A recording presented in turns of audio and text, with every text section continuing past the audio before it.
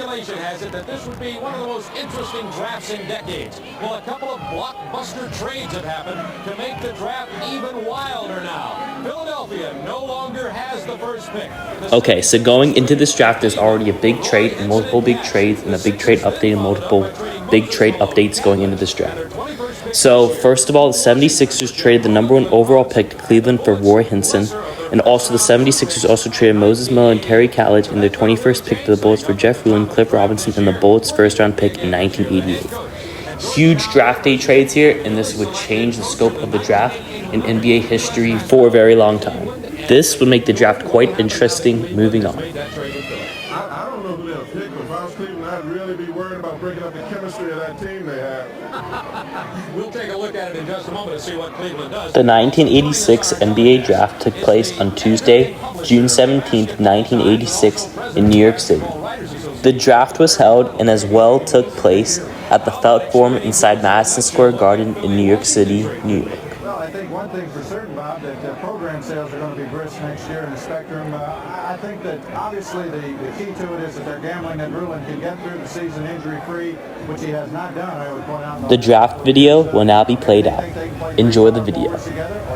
I will have a message at the end for you all. Very well be. We'll be keeping our eyes and ears open on that. Also keeping his eyes and ears open and talking to some of these players. Matter of fact, 12 and maybe even more of the top draft choices are here in New York today. And talking to them and other people at the Felt Forum will be our colleague at TBS Sports and former NBA All-Star Rick Barry.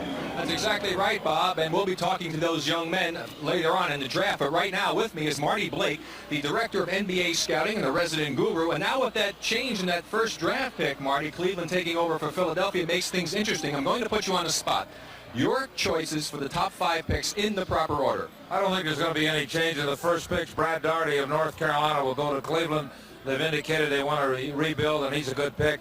Red Auerbach may change things around. Logic indicates he will take Bedford of Memphis State, William Bedford, the center. But Red has always had an affinity for Lenny Bias, who he's known for a long time. I think George Karl at Golden State will definitely take Chris Washburn of North Carolina State. And if Bedford drifts to Indiana, they have a problem. Let's put Bedford in there and put Chuck Person for the New York Knickerbockers. All right, thank you very much, Marty. We're going to see whether or not you were correct in your evaluations there. But right now, let's go down to the main floor and all the action with John Andres. Okay, Rick Barry, thank you very much. I'm standing here with the gentleman who really unleashed a very major surprise here. It's the co-owners of the Cleveland Cavaliers, George and Gordon Gund, made a very big move. Now they have the number 1 pick, and of course they have the number 8 pick. And you gentlemen don't have yet, or you have not yet appointed a general manager or a coach. Who's making the calls here? Well, go ahead, George. We have a group of people, the scouts and people involved with the team that have made a cumulative decision. We've gotten a lot of input and put it all together and tried to make a move to get things going in Cleveland. Gordon, you have to be very happy about this pick now. You have the number 1. Do you want to tell us what you're thinking? Well, we're thinking there's some awfully good players out there, John, and if you wait a couple of minutes, you'll know exactly what we're thinking. Now, Roy Hinson, to make that decision, had to be based on something that happened with John Williams yesterday in the courts. He can now play for the Cavaliers next year, right? That certainly helped it. George? That had some effect, definitely. That helped it. We like Roy and like him tremendously. I think he'll do well in Philadelphia, but with Williams becoming available, it changed things. So. Okay, George and Gordon Gund, co-owners of the Cavaliers. Now let's go up to Paul Ryden with Red Auerbach in Boston. We're at the Blades and Boards in Boston with Celtics president Red Auerbach. And Red, a surprising turn of events this morning in Philadelphia. What's your reaction to all that? Well, you know, this is the first draft where I'm smiling before the draft because I really don't care what's going to happen. But the turn of events in Philadelphia, it may help both clubs. But then again, they may have a problem of chemistry, playing time, and so forth. So I'm not totally convinced that that is a good move for either team. I don't suppose you wanted to help Philadelphia too much, though. No way. Spoken like a true Eastern Conference champion. Thanks, Red. Be sure to stay with us now throughout the first round. Red will be here with all his comments on the draft. Right now, let's go to Atlanta, where Kevin Christopher is standing by at Hawks headquarters. All right, Paul, thank you. Welcome to the War Room here at Atlanta's Omni, if you will. With me, Hawks head coach Mike Fratello. Mike, we've heard from Red Auerbach your comments about the deals that have been made so far. I think any trade, you need to give it time. You have to get into the season, see what it does to the chemistry of both teams, see how they interact with each other on the floor, and give the chance for both teams to gel, work together. I think it's interesting because now Cleveland has 1-8. It'll create excitement in that town. Is Brad Daugherty still a lock at number one? I think he has to be. All right. We'll keep you posted on the strategy here from Atlanta. Now let's go back to New York and Bob Neal. Well, the NBA draft is going to be even more interesting. Who will Cleveland take? Daugherty, Bedford, Bias, Washburn. There you see on that board where all... Before we go to the podium and NBA Commissioner David Stern with the announcement of the first pick, let's have a look at the order of selection here in 1986. Cleveland, that's the news from the trade. Followed by Boston, Golden State, Indiana, New York, and Phoenix. The top 8, by the way, were in this year's lottery, Dallas and Cleveland. Then the rest are in inverse ratio to their records. Chicago, San Antonio, Detroit from Sacramento, followed by Washington. There are 24 picks, thanks to Cleveland getting an extra one a couple of years ago. They were given that from the NBA. Then it'll be New Jersey, Portland, Utah, Denver from Dallas, Sacramento, Atlanta, Houston, Washington, Milwaukee, LA Lakers, and the 24th pick of 1986 from Boston will go to the Portland Trail Blazers. So now let's go to the podium and the commissioner of the NBA, David Stern, and get started with the draft for 1986. Good afternoon, ladies and gentlemen. Welcome to the 1986 NBA Draft. Each year, multi-talented young players enter our league through our draft, and those who go on to make their teams join the most select group of athletes in the world, the players of the NBA. Today's draftees will surely add new dimensions to our game, and that's what keeps NBA basketball so dynamic and exciting. Our teams have already been fully briefed, but for our fans here at Felt Forum in New York City, for those in attendance at team draft headquarters across the country, and for our national television audience on Superstation WTBS, I would just note the following. First, the draft will consist of 7 rounds. In the first round, each team has 5 minutes to make a selection. In rounds 2nd through 5th, the selections must be made in 2 minutes. And in rounds 6 and 7, there's a 1-minute time limit. Everyone is anxious to get started, so let's do it. The first selection in the 1986 NBA Draft will be made by the Cleveland Cavaliers. You see Cleveland there, and they'll be taking a runner. Will be taking the selection from Cleveland to David Stern. First of all, it goes to Marty Blake to certify the eligibility of the youngster. Blake, the director of scouting for the NBA. Then Blake will hand that selection to David Stern, and David Stern will read it. Cleveland did not know a couple of weeks ago that they would be in this position. So they're making a decision. As you saw, there are some of the players and their families. On the left of your screen there is Chuck Person and his bride Kimberly. They were married this past week. There is Daugherty right in the middle. Johnny Dawkins just to his right. And we'll be seeing some of the other players. And there goes the runner with the selection. I believe that's the runner. Yes, it is. He has it in his left hand. He will take it to Marty Blake, unless Marty's already looked at it, and then it'll go to David Stern, and David Stern will announce the number 1 selection of the 1986 NBA Draft. There's Marty Blake behind the typewriter.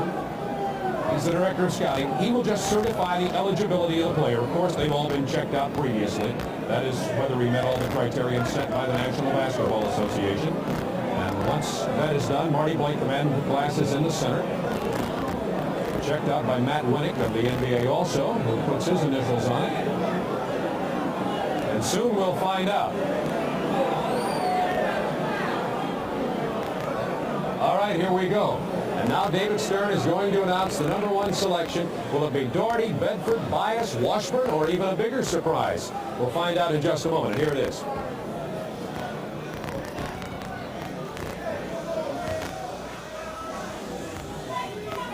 For the first pick in the 1986 NBA Draft, the Cleveland Cavaliers select Brad Daugherty of the University of North Carolina. Brad Daugherty, the number 1 selection. He has no family here with him today, and most people thought he might be the number 1 pick when Philadelphia had it, John Thompson. I think that most people, Bob, were saying that Brad was the safe pick, and I think just basically from the fact that, you know, he's a young man who's done the things that he's supposed to do in college. He's also a person who I think can play power forward or center. He's got age on his side. Now, I think that definitely that's an outstanding choice because you know what you're getting when you get Brad Daugherty out there. Brad Daugherty will not turn 21 until October 19th. As you look at the owners, the co-owners, the Gung brothers of Cleveland, give him his jersey. He'll be 55. Number 55, Brad Daugherty.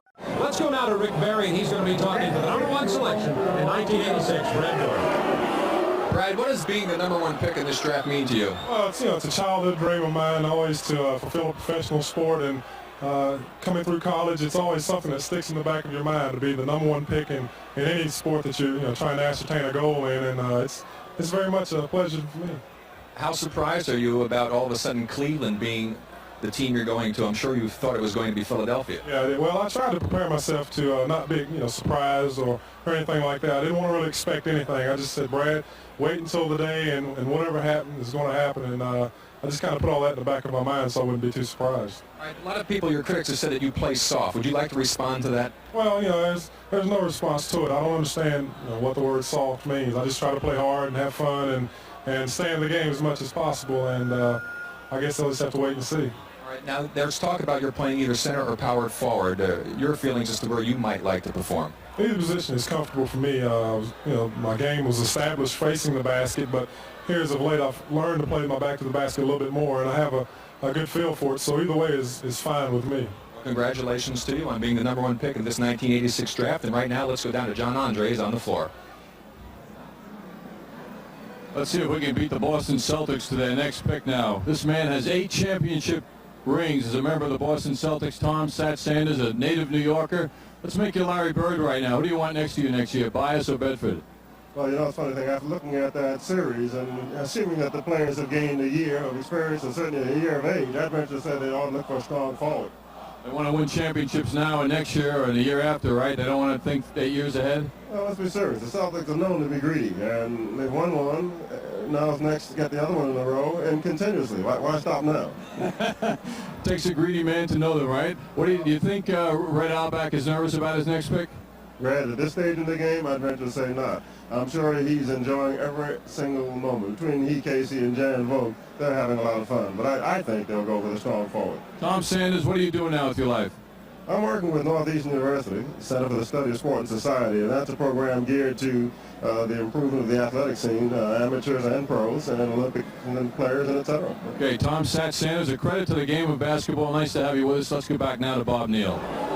Thank you, John. The teams have 5 minutes in the first round between picks. We have a clock just over my left shoulder up here, and there's a minute and a half left before Boston has to make a selection, even though they can make it earlier. So we have about a minute and a half before we'll learn. John Thompson, most people seem to think that Red Auerbach will take Bedford or Bias. You're a former Celtics yourself. Do you have any feeling about who would be best on the team? Well, I don't know who would be best, but I think that all the signals have come out that they're going to take Len Bias. And knowing Red Auerbach, I think that he is not one to expose his feelings to people, and I would not be surprised at all if he took Bedford. I just have that in the back of my mind, and I don't think that he will be hurt by anybody that he selects, but I'm very, very suspicious when Auerbach exposes himself to people, because that's not consistent with his success over the years. Okay, I understand now that David Stern has learned of the selection from Boston, so let's go back to our podium for the number 2 pick in the first round of the 86 draft, and here's the commissioner, David Stern. The Boston Celtics select Len Bias of the University of Maryland. There he is, Len Bias. Len was sitting by his mother. She is here with him. Len Bias had a great career at Maryland. Many people think he may be the best athlete in the draft. And Larry Dunn, how would you position that with Len Bias? Well, he certainly has to be about the happiest man. He goes from a Maryland team which struggled and had to rally to get into the NCAA tournament, and now he's going to the world champion. So he's a great talent. I think that probably the only thing that stood between him and being the number 1 pick today was about 3 inches that he forgot to grow. The Golden State Warriors select Chris Washburn of North Carolina State. There's the Washburn family you saw there with him. Had a large group come with him. As a matter of fact, 12 family members are here with Chris Washburn. Chris Washburn, a controversial player. As you know, he had some scrapes with the law and some controversy at North Carolina State. He had told Coach Jim Valvano that he was going to stay at NC State, then had his mom call the coach to say that he had decided to go out in the early eligibility draft. Chris Washburn, no question about it, is a very talented player. Okay, let's go to Rick Barry now. We're going to talk to this young man who's in the spotlight bigger than ever before. Chris Washburn with Rick Barry. Chris, 1 year of college basketball. How long do you think it's going to take you to learn to adapt to playing NBA basketball? Well, it's going to take a few years, but I think within time I'll be one of the premier players in my position. What areas of the game do you feel you need to work on the most? I don't really have any specific areas. I think that I need to work in all areas until my game will elevate itself. You visited out at Golden State. What do you think about being chosen by them? I think it's a nice area. It's just going to take me time to learn the players because being in the Western Conference, I didn't really get to see them that much on television. So I think that I will adapt very well with the team. Good luck to you, and I can tell you one thing from first-hand experience. It's a great area to live in. Now let's go back to Bob Neal. Okay, Larry Donald, do we have another Twin Towers situation building here, a la Houston? Well, you remember a couple of years ago, Bob, they talked about no one could believe that Houston would draft Olajuwon when they already had Sampson because the theory was they can't play together, two big guys. Now all of a sudden there's Houston in the finals, and some of these other teams are probably chasing after him the same idea. Indiana's coming up next in the draft, and Indiana, one of the youngest teams in the league, they had 7 first-round choices on their team last year. So let's see what Indiana does to improve themselves, and I understand that Commissioner David Stern is ready with the number 4 pick in the 1986 draft. Let's go to the podium.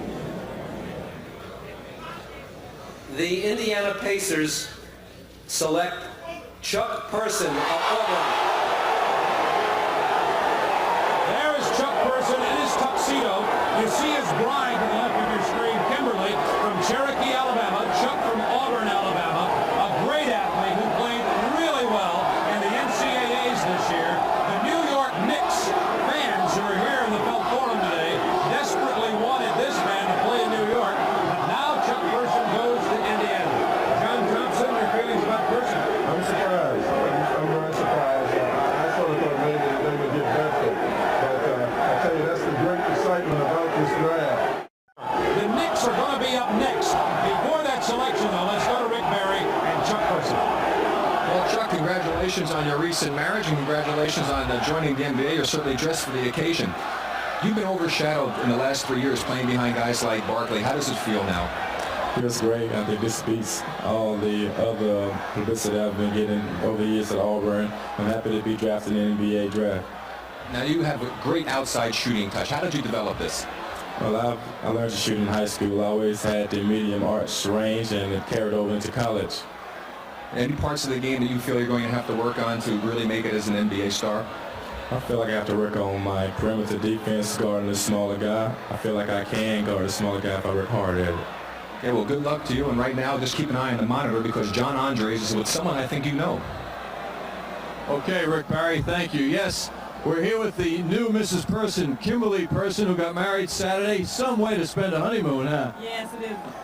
How do you like New York so far? I love New York. It's nice here. Kimberly, were you hoping for any other team in Indiana, or are you happy with Indiana? I'm happy with Indiana. It's in the NBA. Okay, now that's very nice. Kimberly Person, the new Mrs. Person. Now let's go back to Bob Neal. Thank you. Kimberly, as she told me, I talked to her right before the selection. She is from Cherokee, Alabama, attended Auburn University, was a high school cheerleader, but said that she didn't care. She was just happy to be. She's a new bride. She says, I'm happy to be with Chuck wherever he is. That's spoken like a true bride, John. And this is an exciting time. It's very interesting in the hotel watching the draft choices last night. Everybody's excited. This is a great time. Well, as you can hear, this place is going crazy because there are about 3,000 NBA basketball fans, most of whom are from New York, and they're waiting for the New York Knicks to make their selection. They will come up as the number 5 pick in the first round. And now let's go to see who the new New York Knick will be. Last year it was Ewing. Let's find out about 86. Here's David Stern. The New York Knickerbockers select Kenny Walker of the University of Kentucky. Speculation had it prior to this draft that it would be Walker or Person who would go to the New York Knicks, and it is, in fact, Kenny Walker from the University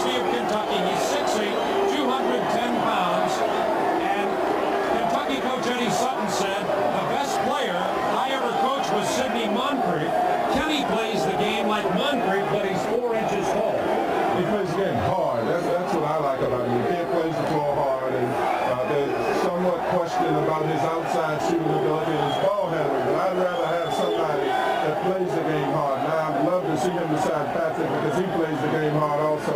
You see right over our back the first 5 picks. Let's just recap them very quickly. Brad Daugherty went first of all to Cleveland, followed by Bias to Boston, Washburn to Golden State, Person to Indiana, and now Kenny Walker has gone to the New York Knicks. Those are the first 5 picks in the 1986 NBA draft. And let's meet Kenny Walker, who's with Rick Barry. Kenny, you're going to get a chance to play with Patrick Ewing.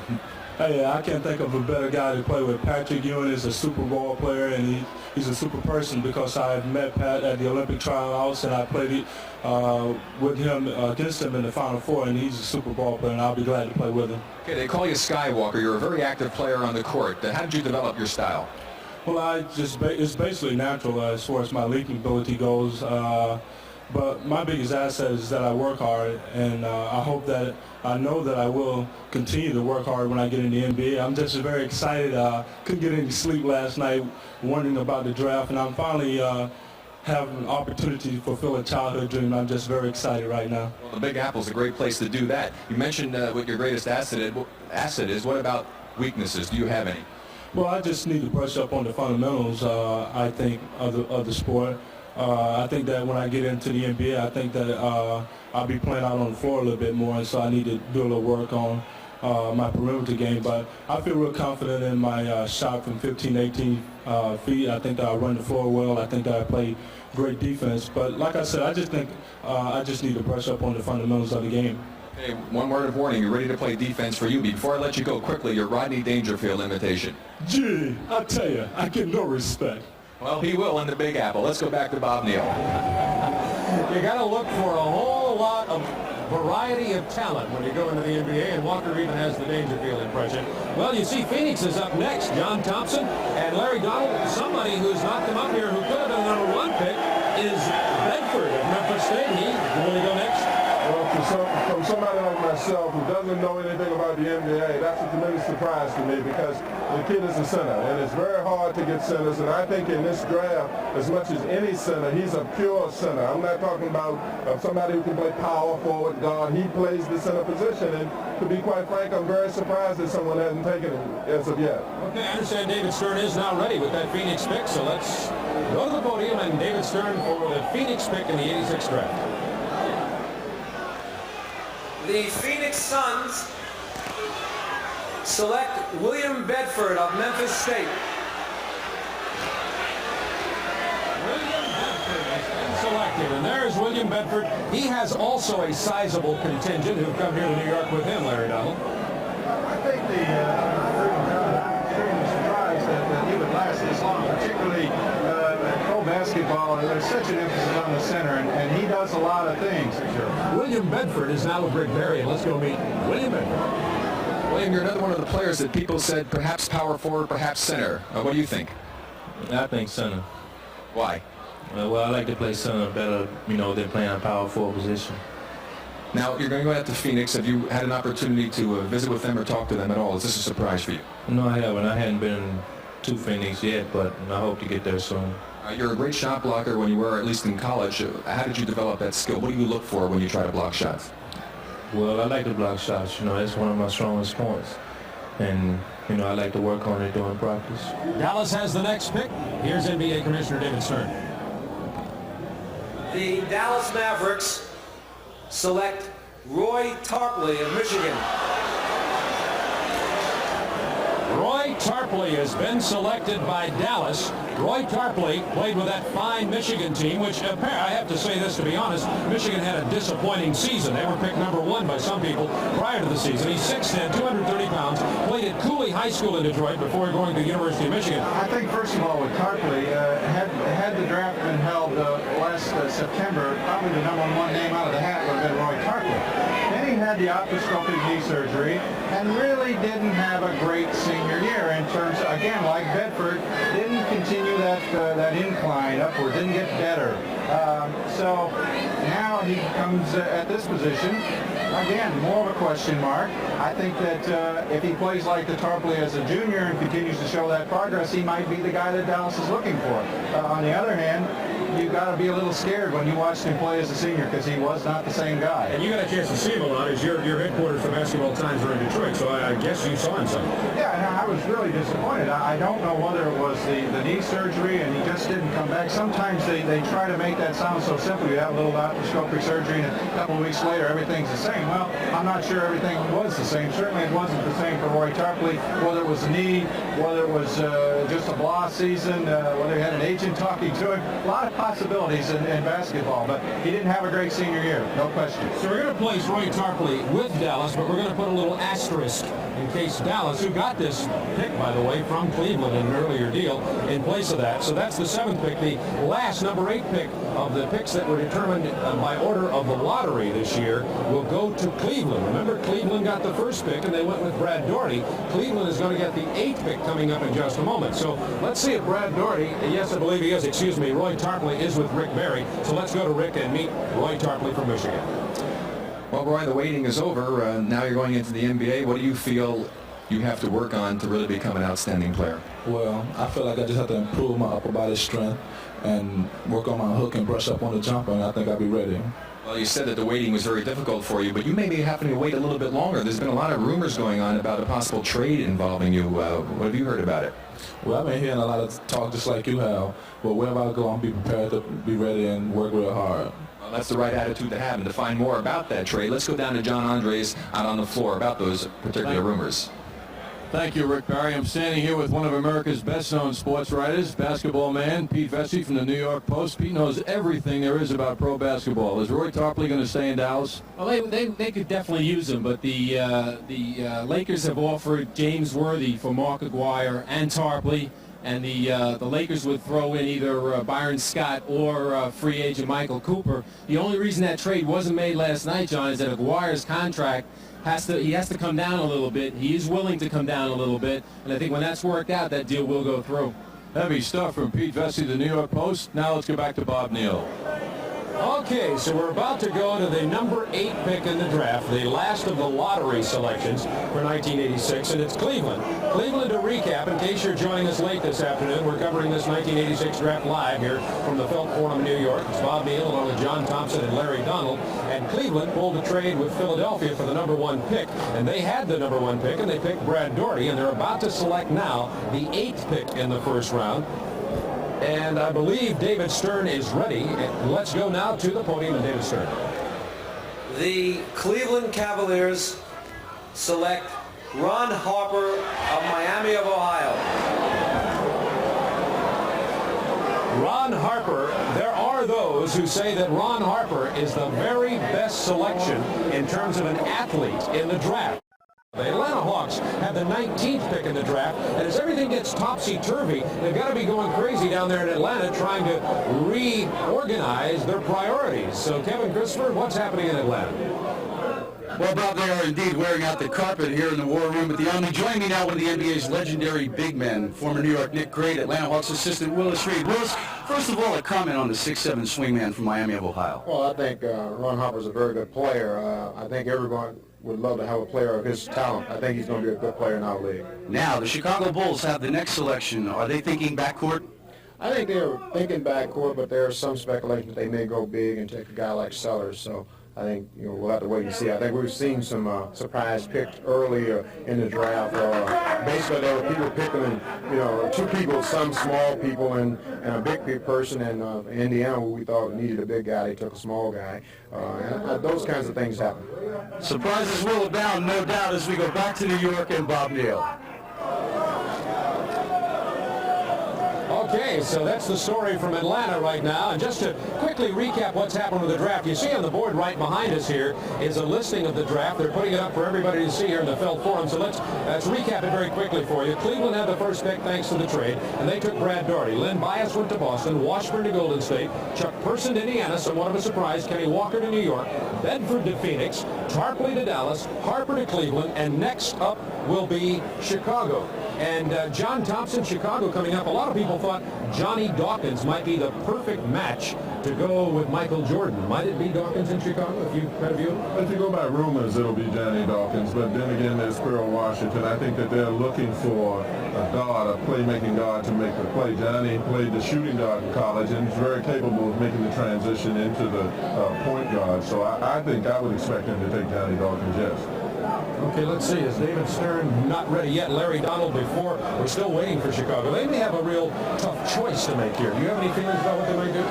Chicago's had pretty good success in the last 5 years of this draft. And in fact, they're the only team that every year they've managed to get a guy who's come in and been able to do some playing for them, started for the most part.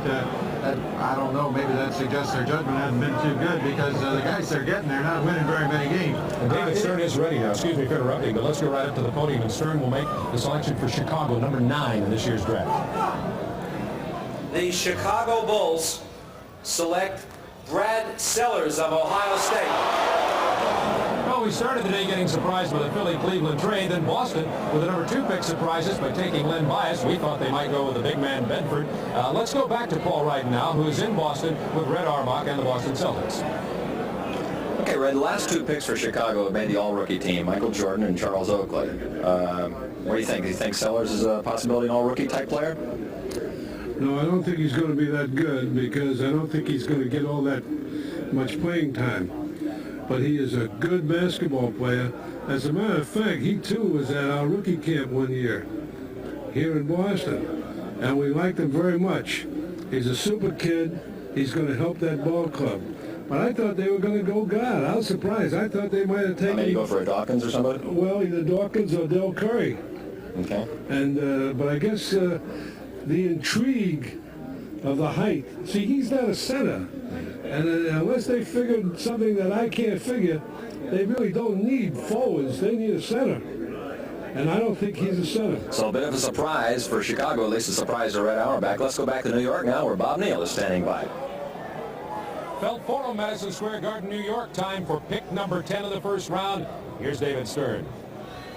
The San Antonio Spurs select Johnny Dawkins of Duke. Johnny Dawkins of Duke. He's 6'2", 165 pounds. Went to Mackin Catholic. Is that Mackin Catholic in Washington, D.C. And John Thompson, I'm sure you've seen him play. We'll get your comments on him, even when he was a younger player. Of course, played his basketball at Duke. Was the player of the year last year in the NCAA, and a lot of people, in a lot of people's minds. Johnny Dawkins, a flashy guard, helped his team to a #1 ranking most of the year. Let's meet him. Well, Johnny, last time I saw you, the Duke children's class, you had a tennis racket in your hand. You know how to ride a horse? I guess I'll have to learn. I was pretty anxious to see where I was headed, and I think San Antonio was a good up-and-coming ball club, so I'm excited. Okay, now you've played both point guard and then you moved to the off-guard position with Amaker down there. Which position do you prefer?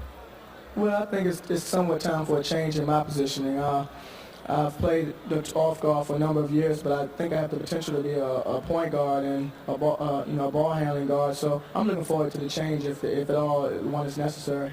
What do you think of Alvin Robertson? He's a great player. I had the opportunity to play with him on the Olympic team, and I think he's a hard worker, tremendous athlete, and I'm looking forward to that, playing with him. Anything in particular you feel you have to work on to make your game more adaptable for the NBA, or do you think you're ready? Well, I think there's a couple things I'd like to sharpen up. One is my ball handling. If I'm going to make a change in position, I'd like to be able to handle the ball a little better, and a few other things as far as physical strength I'd like to improve, as always. So those are the things I think I need to work on. How much did your experience at Duke, you think, help you to prepare for pro ball? Well, I think my experience at Duke helped me a great deal. It enabled me to develop and come along slow as a player, and not all of a sudden thrown into a position where I'm going to fail. Coach, a lot of trial and error was on his part in watching me play and develop as a person, as a player. And I think that development is what's going to help me to develop in the NBA as well, hopefully. Well, I'm looking forward to watching you perform next year for the San Antonio Spurs. Let's go to John Andres now with Pearl Washington. Okay, Rick, yes, we have Dwayne Pearl Washington here, one of the top guards in America. Dwayne, what are you thinking about next? Do you think you may go next? I'll tell you, I'm a little nervous here, but I'm hoping I can go next couple of picks, but you never know. A lot has been written about you wanting to play for the New Jersey Nets. Is there truth to that? Well, I'll definitely love to play home, but... How about if Detroit, you may be part of a Detroit trade. Have you heard about that? I hope not. I'll tell you that. Okay, don't get nervous if Detroit picks you and you want to play for the Nets. It still could happen, from what we hear anyway. Okay, thanks a lot. Okay, Dwayne and Pearl Washington, now back to Bob Neal. Larry Donald, you're a Detroiter. Detroit's a team that you might say is a small team. They need a big guy. They say they want it. Allery, Sally is still left. Dreiling, Hoppen, might they take the big man? Well, Detroit's this is a very critical time for them because they're frankly a team that's gotten about as good as they can get with the personnel that they have. They've got to find a big guy in the middle. As Pearl suggested, if he's chosen by them, obviously there's a trade because there's not room for Dumars and Isaiah and Pearl. They need a big guy in the middle. They need a banger, someone who can do the dirty work around the glass. So it's a very critical draft for the Detroit Pistons. And if they're going to take a John Sally, he's the kind of guy that teased us. He got better as a sophomore and then as a junior, and we waited for him to bust through the clouds as a senior, and it just really didn't happen. Let's see what happens. David Stern's at the podium right now. The Detroit Pistons select John Sally of Georgia Tech. Well, just as Larry Donald said, John Sally, a player, because of my connections and living in Atlanta, I've seen play many times with Georgia Tech. John, you have a very interesting philosophy about how a big man should play the game. How about telling us about it? Well, I thought a big man should be as agile as the guards. So when running up and down court, passing the ball as well as the guards, rebounding, doing everything, being an all-around player.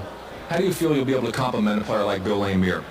Well, I know if Bill gets down low, everybody tells me to shoot jump shots, but if he goes down low, I make sure I get him the ball, keep him happy, distribute it right, rebound with him, and just run the court and be a hard defensive player.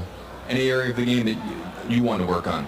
Yeah, rebounding. I would like to rebound a whole lot more, and I think being more aggressive on offense. Well, good luck to you, and right now we're going to go down to Atlanta with Kevin Christopher and Mike Fratello. All right, Rick, thank you. Michael, you've seen John Sally play over the last 4 years here in Atlanta. Your assessment of his talents and what that selection is going to mean to the Detroit Pistons. He's a good pick for Detroit. He gives them shot blocking, which will help their team defense overall. He has excellent skill level. He can pass the basketball, so as they run their offense, he'll find the open people for him. And he's young. It gives him a young, big forward to work with. Now let's look ahead for a second to the number 12 pick, Washington. Big decision. They have 12 and 21. They need a forward and a guard. Do they take the guard first or the forward first? Well, we're going to find out, and that voice you hear in the background is Los Angeles Dodger manager Tom Lasorda. Maybe we'll hear from him before this is over. Let's go back to New York and Bob Neal. Okay, we're going to now be ready for Washington's pick in just a moment. Washington's going to be very interesting because, as you may know, if you joined us late, I'll recap it. Philadelphia made a trade with Washington. Philadelphia sent Moses Malone and Terry Catledge and the 21st pick in this first round to Washington. And that's going to really open up the door for Washington to change what they might really do in this draft. So, Larry Donald, let me get you to speculate here before we go up to the commissioner. What will they do now that they've got Moses Malone and Terry Catledge coming their way? Well, I think that we will see Washington to Washington. I think that's going to be what's going to happen. He's an exciting player and a guy that puts fans in the stands, and that's what they need. There you have Daugherty, Bias, Washburn, Person, Walker, Bedford. Those are the first 6 picks. Tarpley, Harper, Sellers, Dawkins, and Sally. So now we're about to go to the number 12 pick in the first round of the 1986 draft for the Washington Bullets. And Moses Malone, Ruland, and as I say, they got their 12th and 21st. And John Thompson, you've got Malone and Ruland, 2 big bangers going in there with Manute Bol. And remember, he was a player last year in that 85 draft that we really didn't know what had happened. And Bol had to surprise you a little bit with how well he played. He surprised me an awful lot. In fact, he was over at Georgetown just playing, and I came up to him and I said, hey, you made a liar out of me because I really didn't think he would be as good. And when I looked up at him, I was afraid from what I had said last time about him. But I think he did very well. I'd love to see Pearl Washington go with that crew. I think that would be very interesting with Malone and Pearl Washington. Somebody is in trouble if that happens, I think. Let's see if it happens. Here's David Stern. The Washington Bullets select John Williams from LSU. 6'9", 237, John Williams. He can run the court. He can handle the ball like a guard in some cases. Might he be an open court player in the NBA? Oh, yes. He played a lot of guard in high school, and I'm here to testify that he can generate intensity when he wants to, because he did it against Mount Ball Club last year. And I was talking with him last night in the lobby, and he's an enormous kid. I was very surprised when I came up to him because I started kidding with him, and, I weighed 400. And I was bumping on him, and he wasn't moving. I think they have an excellent choice in there. I was surprised. I thought they would take Pearl. But, you go with size. You can always get the guards a dime a dozen, but it's a good choice. All right, Rick Barry is matched up one-on-one with John Williams right now. Let's meet him. Yeah, and thank goodness he's just sitting down, not playing one-on-one. John, a couple years ago, I gave you an award in high school in Los Angeles. Now you're in the NBA. Your coach, Dell Brown, said you can play anywhere on the court. Where do you prefer to play? Well, I prefer to play with my face to the basket. That way I can hit the open man. Now you're going to get an opportunity to play with one of the great centers in the league with this big trade with Moses Malone going to Washington. Well, I think that'll be a great thing for me because I always idolized Moses Malone, and right now I'm just so overjoyed. Right now I don't know what to say. Okay, now did you give a lot of thought, or how much did you actually give to perhaps staying in school? You were picked now in the second part of the draft in the lower 10. If you had stayed in school, you probably could have been one of the top 3 or 4 picks. Well, I gave it some serious consideration, and I felt it was best for me to come out, and I felt it was my time right now. Well, I hope it works out for you. I look forward to seeing you next year in an NBA uniform for the Washington Bullets. And right now we'll go to John Andres with Pete Vesey. Okay, thank you, Rick Barry. Well, right now the place is rocking because there's a choice for the Nets to be made. Pete, any doubt in your mind who that'll be? No doubt. They wanted Pearl Washington, and they lucked out with the Bullets making that trade. They had to get a small forward. They got Williams, and now leaves Pearl to the Nets. All right, Pete, how about the next couple of picks now? Who do you project? Meanwhile, the College Player of the Year, Walter Berry, hasn't been chosen yet. He hasn't been chosen, but hey, these scouts and these GMs have been wrong before, and I'll tell you, Utah has always wound up with a good pick. They've always, they got Thurl Bailey, they got Karl Malone, they got John Stockton, fell right into their laps. It looks like Berry's going to fall into their laps also, and Dell Curry has slipped all the way down, so now it looks like he'll go to Portland, and Utah will take Berry, and then probably Mo Martin to Denver. A lot of good players left. Mark Allery left too, right? Right. Allery will probably go to Sacramento, unless Sacramento's trying to move up ahead of Denver to get Mo Martin. If they can swing that off, then Denver would take Allery. You think Walter Berry's feeling bad right now? Well, I think he knew it was coming. He knew he was going to be drafted right around 15. Okay, Pete Vesey, thank you, and now let's go back to Bob Neal. Well, I can tell you this, while you were listening to that interview with Pete Vesey and John Andres, the fans in the stands who are just 30 feet or so away from us here at the Felt Forum were chanting, "We want Pearl." So, Walter Berry, Pearl Washington, who do you feel would be the best player to be on that squad for New Jersey right now? Well, I think it goes back to what we talked about the Pearl can do. In addition to his obvious basketball skills, he can sell some tickets. He's a New York kid. Barry is the same thing. But, I don't know, Pearl just seems to be a little bigger legend, and really the Nets need an identity. They probably can't go wrong with either guy, but I just think that Pearl has a little more shtick. We just stole the pick. You saw the camera there on top of the table, and if you could look kind of cockeyed at our screen, you saw Dwayne Washington being written down. We hate to steal the thunder, but everybody got to see it around the country. So it is going to be Washington. In a moment, it will officially be announced to this crowd. Let's get a real jump on it. How do you feel about Washington going into this? Excited. He was one of the most difficult players for my team ever to defend. And I think when Pearl gets to basketball in transition, he's as dangerous as anyone I've ever coached against. He can penetrate to the basket. They talked about his outside shooting being questionable, but he always made them when he had to. So, and besides all that, he's a crowd-pleasing player. Just by the sounds that we hear in here, he's an exciting, he's an entertaining type player. I think they have something special with Pearl, particularly if you put the big folks around him. And he's a well-dressed young man. There is Pearl Washington. There are about 12 or so players here who were invited. David Stern is now going to make the official announcement, and wait till you hear the crowd. Here's Commissioner Stern. The New Jersey Nets select Dwayne Washington of Syracuse.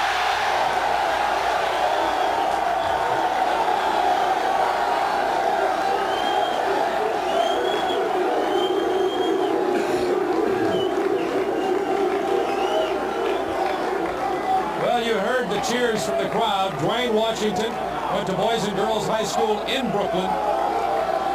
But I think the most important thing about Pearl Washington and the New Jersey Nets, this is a franchise which really has never had an identity. My friend Bob Bryant from the Boston Globe calls them the Exit 16W Nets. This is a star. This is a guy that they can market. They brought marketing people in, and it's been a tough struggle for him to get people in the stands. This is a guy that can do it. Perhaps the most important player from a standpoint of sales and marketing that the Nets have had since the Doctor. Yes, John. And also, a player that John Thompson is glad to see go. And I was standing up and cheering also. We want Pearl for the Nets when he was making the decision. This reminds me of last year when you were saying from Villanova, goodbye Eddie Pinckney. I'd love to see him going. Dear Walter, I think, is on this list somewhere too, isn't he? Goodbye. Goodbye, Walter. Let's go to Rick Barry now and meet the Pearl, Washington. And the Pearl got a kick, John, out of your saying you're happy to see him go. Well, you got your wish. You're going to be in New Jersey. You know, a lot of your critics have said that you're too flashy a player. What do you think about that? No, I don't think so. I think I'm just looking forward to getting in the NBA and doing a good job. Well, when you get on the break and you get the ball, what do you look for? Well, first pass, and if not, go all the way to the basket. I'll stop and shoot a little short jump shot. But it's been an honor to play. It's going to be an honor to play at New Jersey, and I'm very happy with the choice, and I'm looking forward to playing down there. We're live at the Felt Forum at Madison Square Garden in New York. Portland Trail Blazers ready to pick 14th in the first round. Let's go to Commissioner David Stern. The Portland Trail Blazers select Walter Berry of St. John's.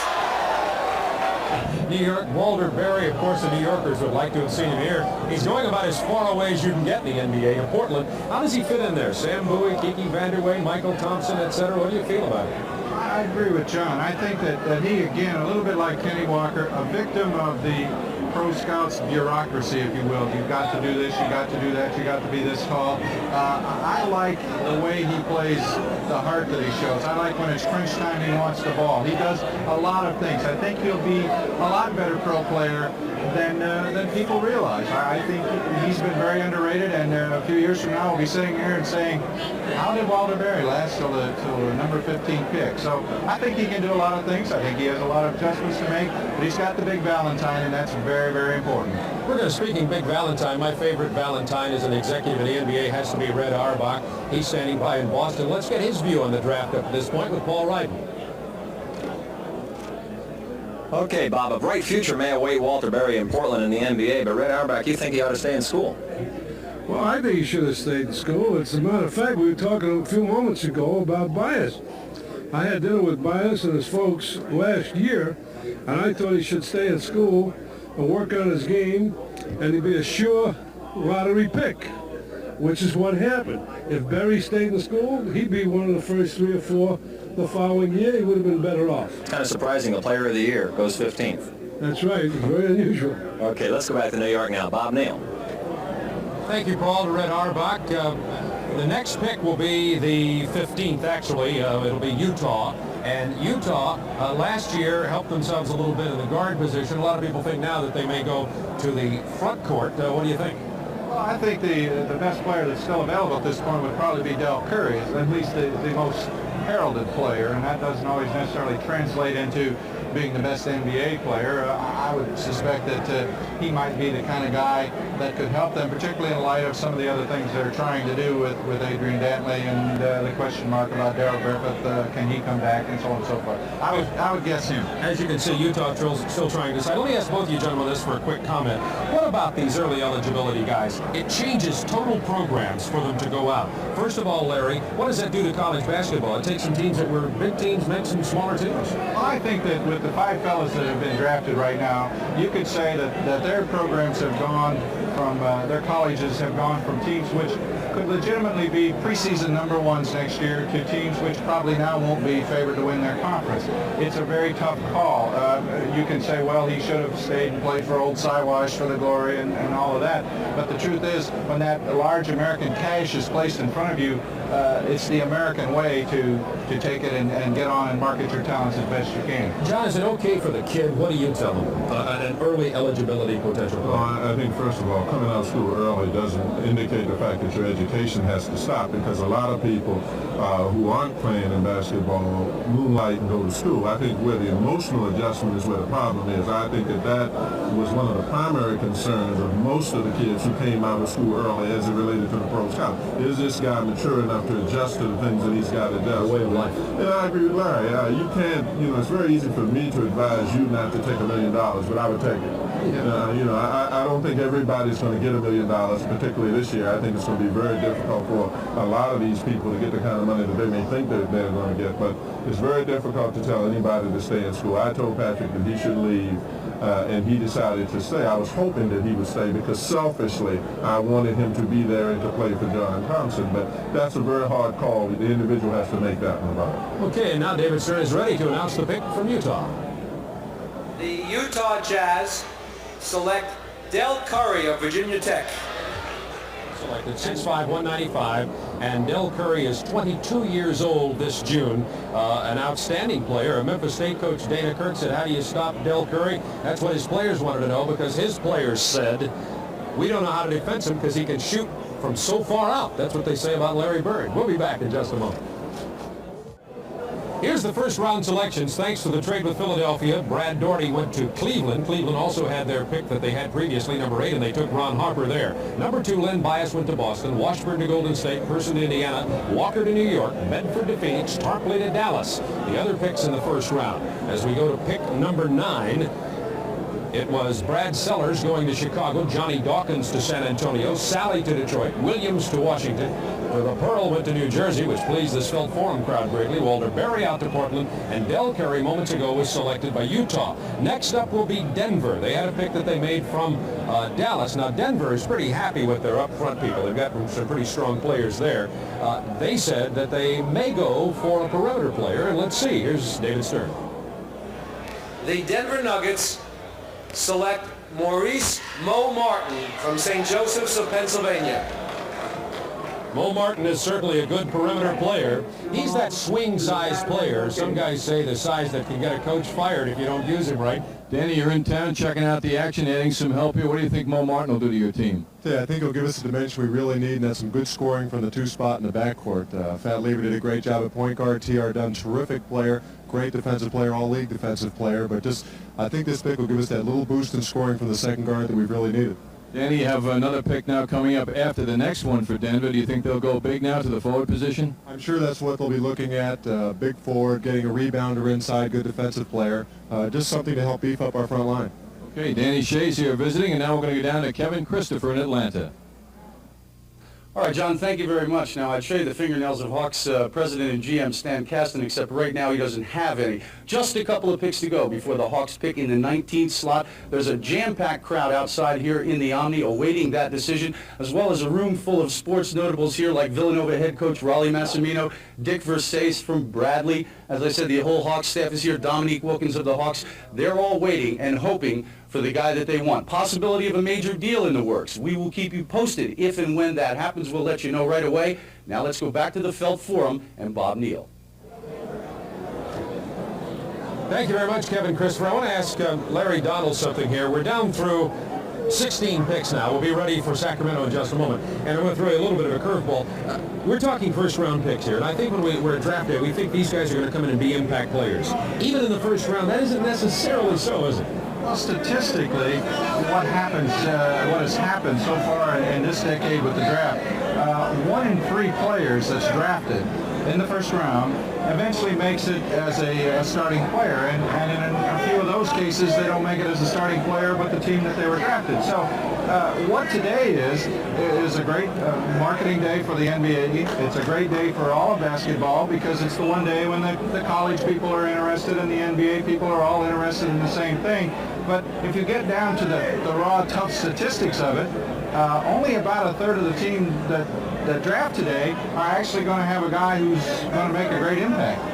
John, you had a list here, I don't know if it's handy, of a couple of last year's, the 1985 draft choices. Listen to this, it's some interesting stats. Only 5 or 6 really had big impacts. Well, only 6 guys out of last year's first-round picks averaged in double figures, and I don't think that stat is indicative of it, but I agree wholeheartedly with Larry. I think this is the public relations man's dream, but I think you will find out that the seasoned veteran will be the most consistent contributor, and that's how strong teams are built, and that's why the Celtics are as good as they are, because they've never gotten rid of the chemistry and they've gone along with experience. And I think that these kids will contribute, but I don't think that they're going to have the kind of impact that you might be getting the reaction from the fans around us at this point. The seasoned pro will be the one that will carry the franchise. Now, Sacramento, we just heard from Atlanta, Kevin Christopher and Mike Fratello, but the seasoned people who are watching this draft, the Atlanta Hawks are going to pick 19th, said that they wanted a big wing guard, and they really liked Anthony Jones out of UNLV. But Sacramento Kings have also expressed interest there,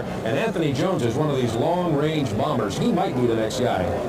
He is a great shooter, Bob. He can do a lot of things, and Coach Thompson's eminently familiar with him. He started his career at Georgetown, then went on to Nevada, Las Vegas, and was an outstanding player for the Rebels this year. And I understand, excuse me for interrupting, I understand David Stern is ready now with the Sacramento choice. Let's see who they take.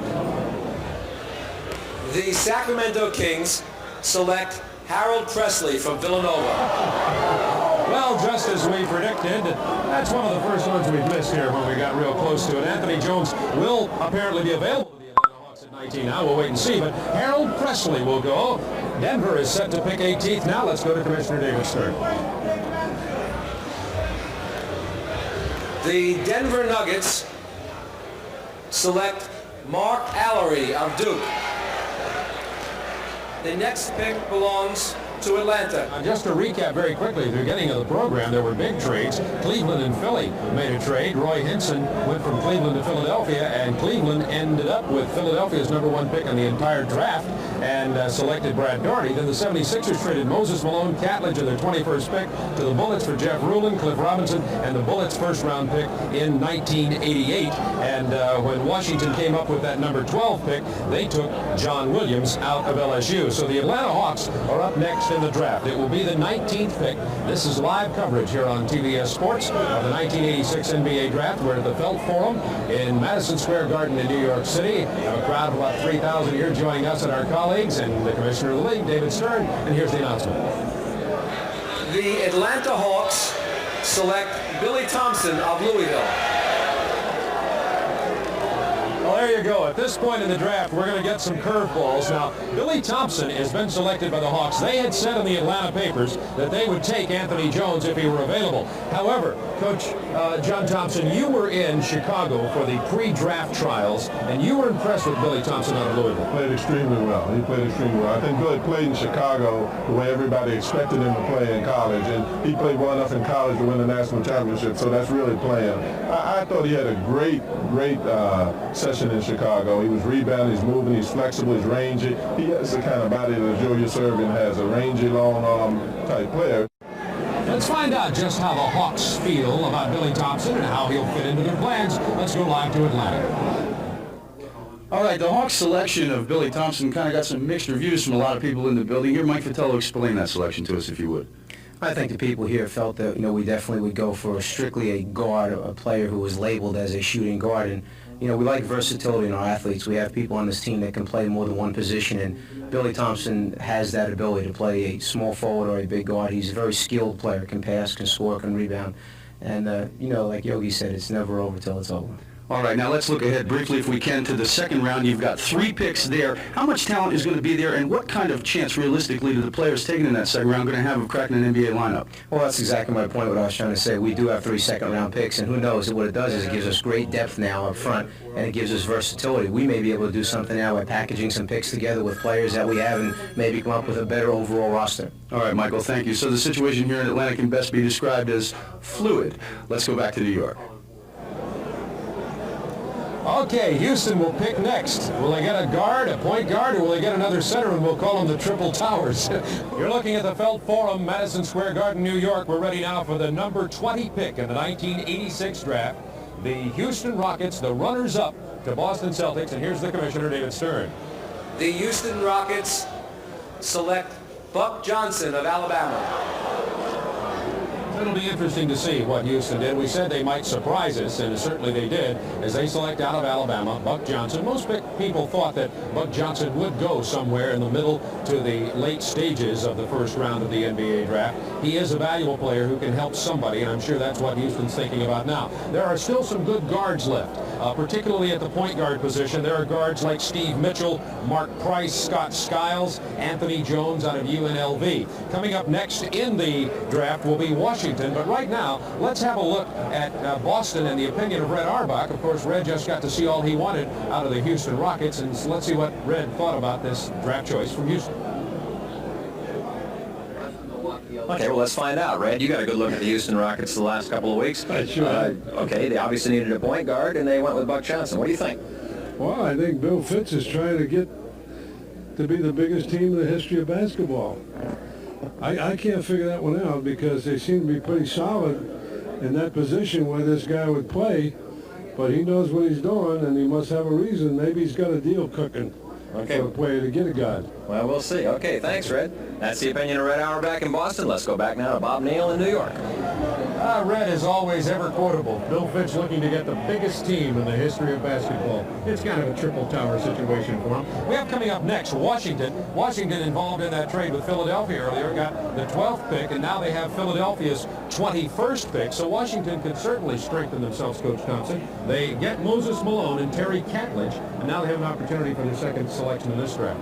I like the way they've improved themselves. I think that you have to sort of be concerned about chemistry with a lot of new players, but certainly they have a lot of good talent coming in, and I think that I would speculate that they may go somewhere in the backcourt now, to try to get a player. But again, you're talking about somebody who doesn't know what he's talking about, and I think they've done well with all of this trading. You hear about this trading every year. It's usually they trade cards. This year they traded real solid basketball players. That's going to be interesting. Speaking of that backcourt, you said you were at that camp in Chicago, the pre-draft camp. How about these backcourt players? Steve Mitchell, Mark Price, Scott Skiles. Any of them that stood out that are available now that might go there? Anthony Jones, whom you knew, of course, previously. I think at this point of the draft, and even way into the second round, you're talking about a lot of people with very similar abilities. This draft was a very similar situation after you get by the first few players. It's probably one of the deepest drafts that they've ever had, and then I think from this point you could get a lot of people. Usually you see the guards on the 11 o'clock news who drafted them. The big fellas are the ones that you want to get because it's hard to get them. But I think a lot of people played well. I like my own player, Michael Jackson.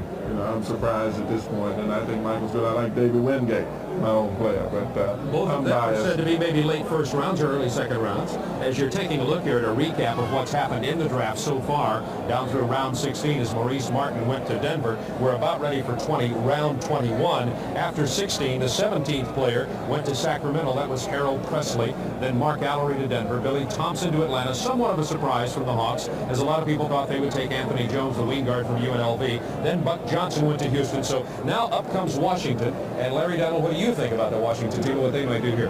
Well, I don't want to sound like a one-man band here, but I'm very surprised that Scott Skiles has not been drafted. This is an outstanding player, as Coach Thompson well knows. I happen to have the opportunity to see Skiles light up Georgetown pretty good this year, and they did one of the better defensive jobs on him. He plays with incredible intensity. Obviously, his background is hurting him, but this is a guy who's going to come into this league and play because they can talk about him being too slow and too this and too that. Boy, he can just really play, and if you doubt that, ask Roy Tarpley. Let me ask you a pointed question here. As I mentioned before, the Basketball Times, of which you're the editor and publisher, is in Detroit. What is your personal straight opinion? This has to be a quick answer because we're going to David Stern. Is Scott Skiles okay? Will he make it in the NBA? Do you think he's a straightened out guy? Well, I would say if he hasn't learned his lesson by now with all the things he's gone through, there's no hope. I would say yes, he can do it. Let's see what happens now. Here's David Stern.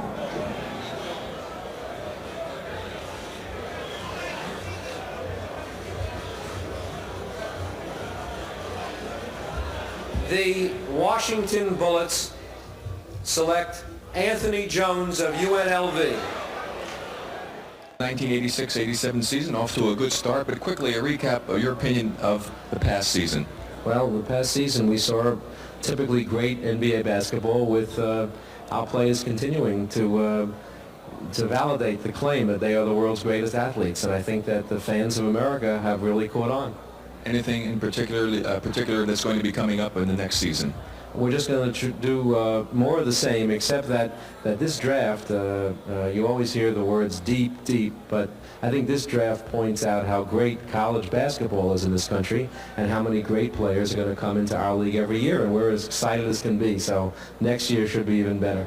Milwaukee Bucks Central Division champions. Let's see who they'll draft to complement Sidney Moncrief, Terry Cummings, and Paul Pressey. Here's David Stern.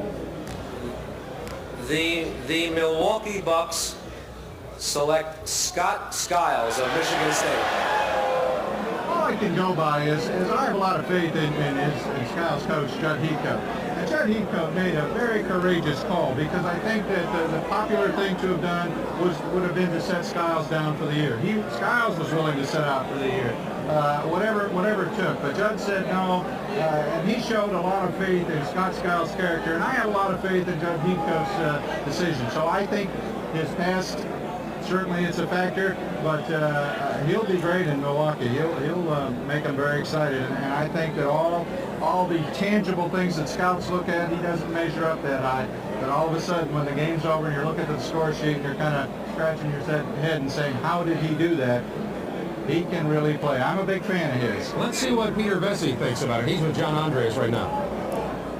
Okay, Bob, a big surprise with Don Nelson. Coach of the Year, always wins his division. What do you think of this one with Scott Skiles? I think, John, that he must have something up his sleeve. He must be looking to make a trade. There's been a lot of talk about trading for Sikmer. I think if he's got to give up a guard, maybe a Pressey or a Pierce or somebody like that, plus a Lister for Sikmer, I think he's got another guard in his backcourt. Don Nelson wants that big man in the middle. Now, a lot of other big names, Pete, are being thrown around as possible trades we might be reading about in the next couple of days. Who would some of those people be? I think with Indiana taking Person, I think that shows that they're definitely moving one of their forwards, maybe even two of them, maybe a multiplayer deal. I've heard the Warriors have offered Smith, Mullen, and Purvis Short for Stepanovic and Kellogg. You might see a smaller version of that. Or maybe even Joe Barry Carroll doing something big for him. And I think Dantley, the Nets are looking for Dantley. I think you're going to see him moved in the next couple of weeks. Live coverage of the NBA draft, first round from the Felt Forum at Madison Square Garden. And there's a man whose voice and face familiar to many television viewers around the country, the voice of the Lakers, Chick Hearn, who also works for the Lakers. He's here as their representative, and it's the Lakers' turn. It's the 23rd pick of the first round. Here's Commissioner David Stern.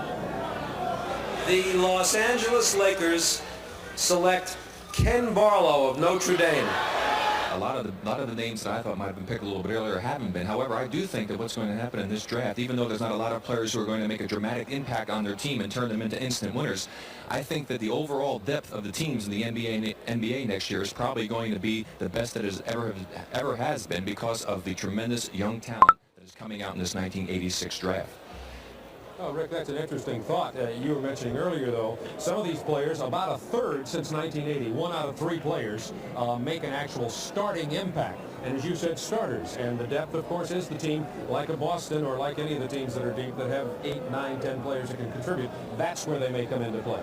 Well, there's no question that's their role. And let's not also point out that one of the advantages some of these young guys have coming in is that they'll come at a little less expensive price than some veteran player. And if you can get about the same thing out of an incoming player as you do a veteran, then you go with the young guy.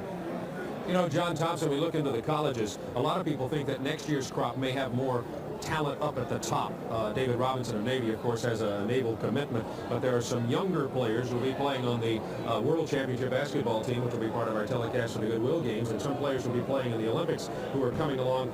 Are the colleges about to come up with another bumper crop like last year with some real stars, do you think? Well, it's very hard to tell. I think that this year's hardship definitely has an effect on games like the Olympic Games and all the international events. And as a possible Olympic coach, I think I have a concern about that, particularly kids leaving school. And that's a selfish concern, and certainly the kid has to make a decision in his interest. But I think that there will always be kids who will take the space of those people who left, though. I think that there are a lot of kids who are just looking for an opportunity, and they will have good players coming out. Size is the major factor, I think, that's coming up, Bob. That you don't have a lot of big people on the horizon. You have a lot of good basketball players, but you don't have a lot of big people, particularly after David Robinson, who are quality players, and that has to be a concern of anybody who's drafting this year, anybody who's making that kind of decision. Just as in college, if you're recruiting this year, you project in terms of what you might be able to get next year. And certainly these people in the NBA have probably looked to say, well, hey, if I can't get a center or a power forward now, what will I be able to get next year? The only avenue I'll have is trading. So that's why I think you'll see a lot of trading and a lot of movement. Well, the Portland Trailblazers are set to pick next. Portland will pick 24th and last in this first round. And before we go up to Commissioner David Stern, who's not at the podium yet, let me ask you, Larry Donald, about Portland. They've had coaching changes. They've had a team in transition in some way. Earlier today, they selected Walter Berry. What do you think about Portland and what they may be looking for here in this 24th pick? You've given me the toughest call of the day. I think they might be looking for a backup center. There's a fellow sitting just to our right over here, Greg Dreiling, who might be of some interest to them, a fellow who could play in behind Sam Bowie. So I would guess that will be their choice. All right, let's see. Here's Commissioner David Stern. For the last pick of the first round of the NBA draft, America's game, the Portland Trailblazers select Arvydas Sabonis of the Soviet Union. Well, that's the end of the first round with Arvydas Sabonis, the player from the Soviet Union, who will be, by the way, playing in the World Championships for the Soviet Union on the Goodwill Games here on the Superstation in July. Has been selected last year by the Atlanta Hawks, this year by Portland, maybe a trade or something of that nature in the works. We frankly don't know. A very big surprise. As John Thompson said, he'll be glad he won't, if he goes somewhere, he won't be playing for the Soviets in the Olympics in 1988, as John will be coaching the United States team. The first round in the first pick in the second round was Mark Price of Georgia Tech, who went to Dallas. As we wrap up our coverage here live from the Felt Forum, John Thompson, your overview of what happened today in this 1986 draft. You know, I think there was a lot of surprises involved in the whole thing, and I think that that's indicative of the closeness of the talent. I think in the past you've had exceptional great players at the beginning, particularly the year before last. I think it was 84, 85 when Barkley and that crew. And last year you had an exceptional player in Patrick and certainly some other good players. This year there are a lot of very good players,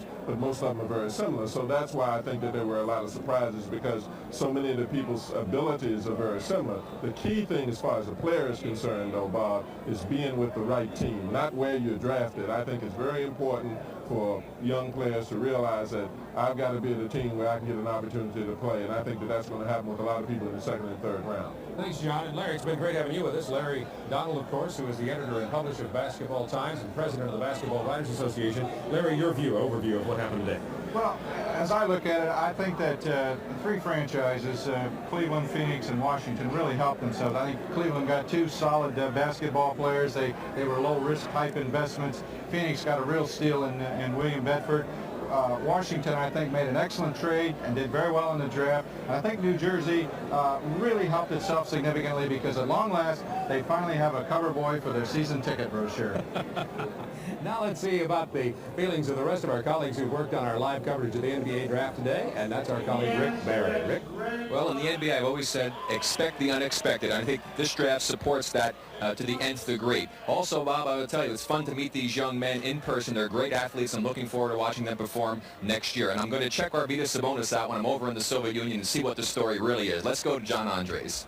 Okay, Rick Barry, I congratulate Bob Ferry, the general manager of the Washington Bullets. He did a lot of courageous things today. He shook up the franchise, and I think he's going to give the fans in Washington a lot to think about and a lot of reason to come to the Capitol Center. Also, Harold Katz in Philadelphia made some big moves. I get the feeling they did not involve their coach, Matt Kukas. It seems to be a management kind of thing going on down there. However, it's very interesting. All in all, congratulations to a lot of courageous general managers. They did a lot of big things today. Now we're going to go up to Paul Ryden up in Boston.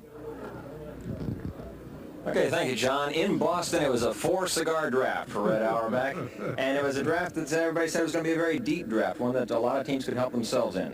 Who helped themselves the most, do you think? I thought Cleveland did a very good job. If it works out that Brad Daugherty can really take the place of a Hinson, I think they did very well, because Harper's a fine basketball player. But the thing that I'd like to talk about is that Sabonis.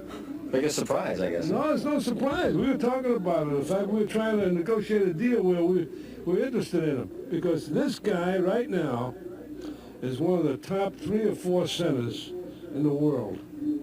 He's 7'2", he can do it all. We knew all about him. And I don't know how they're going to get him, but hey, they figured the 24th pick wouldn't help their ball club anyway. Okay, and you've got a long day today. You don't pick again until 93rd. I don't suppose there's any truth in the room that you're picking Bob Neal next. No, okay. If he didn't have that tie, I might have taken him. Okay, let's go back to Kevin Christopher now in Atlanta to wrap it up. Kevin?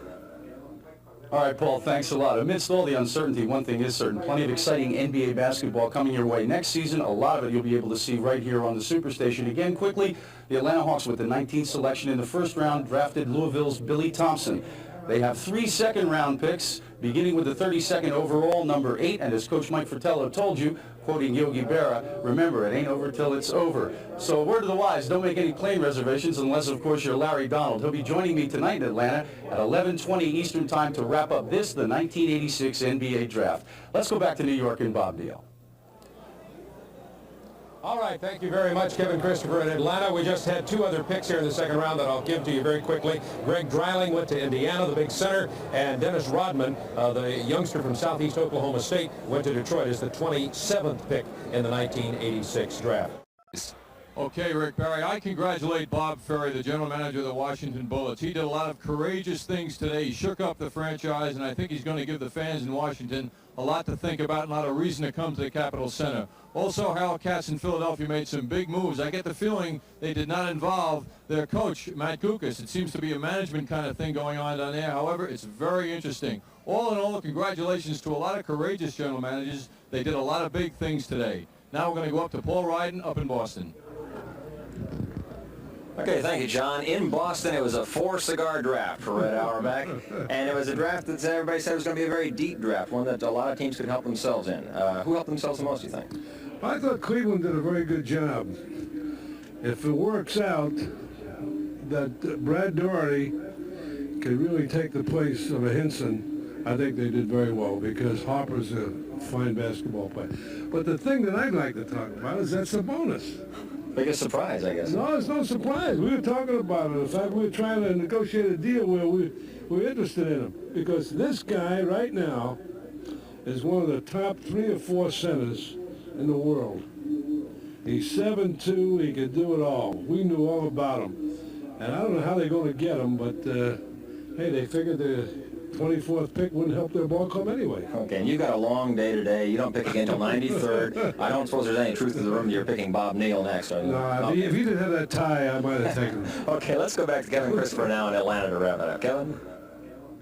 All right, Paul, thanks a lot. Amidst all the uncertainty, one thing is certain. Plenty of exciting NBA basketball coming your way next season. A lot of it you'll be able to see right here on the Superstation. Again, quickly, the Atlanta Hawks with the 19th selection in the first round drafted Louisville's Billy Thompson.